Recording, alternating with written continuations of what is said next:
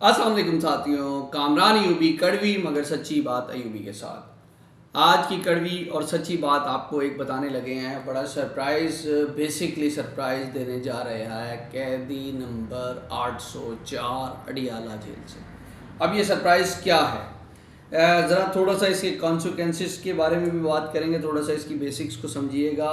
Barrister Ali Zafar ने press conference की और उन्होंने कहा, ये प्रेस कॉन्फ्रेंस उन्होंने चेयरमैन पीटीआई से मिलने के बाद, यानी कैदी नंबर 804 से मिलने के बाद की।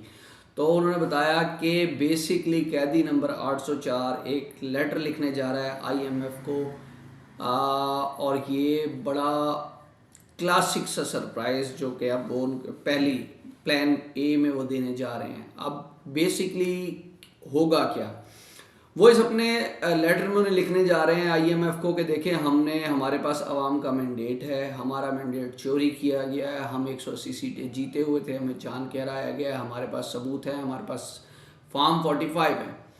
तो पहली बात तो आप इनको जो है वो कर्ज नहीं देंगे। क्यों?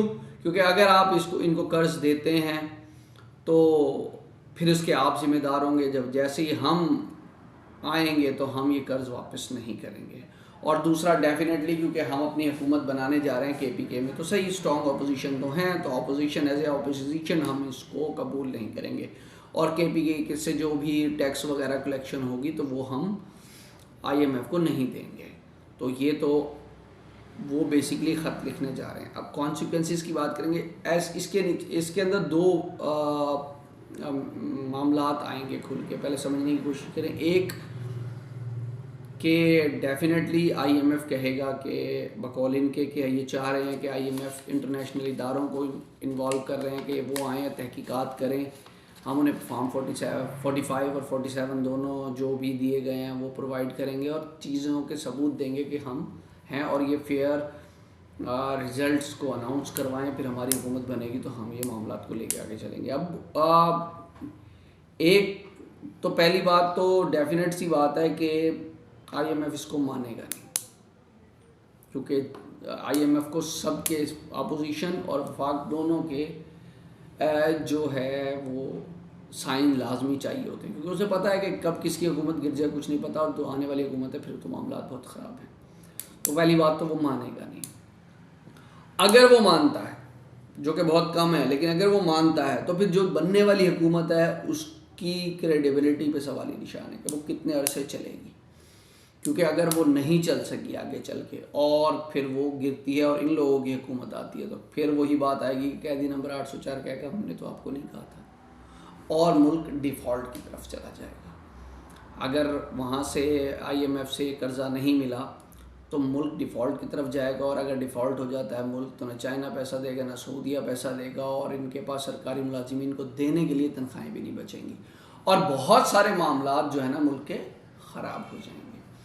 क्यों? क्योंकि ज़ाहिर सी बात है, जब एक चीज़ डिफ़ॉल्ट कर गई है हमारी करेंसी बहुत ऊपर चली जाएगी, पेट्रोल की इसकी कीमतें और चीज़ों की कीमतें बहुत ज़्यादा महंगाई हो जाएगी, और कहीं से कोई इमदाद का ज़रिया तो है नहीं, मामलात बहुत ज़्यादा ख़राब हो जाएंगे। और अगर ये तो थी एक सूरत, अगर ये थी दूसरी सूरत, क्योंकि ज़ाहिर बात है अगर वो आईएमएफ इसको बाईपास करता है तो क्योंकि गवर्नमेंट गिर गई है तो फिर मामला ख़राब हो जाएंगे। अब ये एक बड़ा सरप्राइज़ जो कि एक लाहे अमल तैयार किया है। अच्छा, एक चीज़ याद रखिएगा कि कैदी नंबर 804 यहाँ तक नहीं रुकेगा।